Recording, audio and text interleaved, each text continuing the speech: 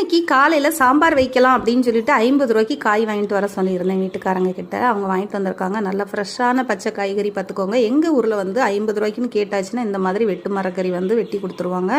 ஆனால் இதை வந்து நம்ம சாம்பாரும் வச்சுக்கிடலாம், அவியலும் வச்சுக்கிடலாம், பிரித்து தேவையான காய்களை எடுத்து. ஆனால் நான் இன்றைக்கி என்ன பண்ண போகிறேன்னா மொத்தமாக போட்டு ஒரு சாம்பார் வச்சிடலாம் அப்படின்னு சொல்லிட்டு தான் நான் இதை வாங்கியிருக்கேன். அதுக்கப்புறம் சரி இன்றைக்கி மீன் வராதேன்னு நினச்சி, ஆனால் மீன்காரன் மீனும் கொண்டு வந்துட்டாங்க பார்த்துக்கோங்க. நான் சாம்பார் வச்சு முடிச்ச பிறகு தான் கொண்டு வந்தாங்க. ஆனால் 50 ரூபாய்க்கு இவ்வளோ காய்கறி கொண்டு வந்தது வாங்கினது நல்ல லாபமாக நஷ்டமானு சொல்லிட்டு சொல்லுங்கள் சரியா. மீன் வந்து பார்த்தீங்கன்னா இது வந்து பெரிய சாலை, இதில் கொஞ்சம் முள் அதிகமாக இருக்கும். இவ்வளோ தான் வாங்கியிருக்கேன். 15 100 ரூபாய் சரியா. அப்புறம் இந்த காய்கறி அந்த அவியல் காய்கறியிலேருந்து நான் கொஞ்சம் எடுத்தேன் பார்த்துக்கோங்க.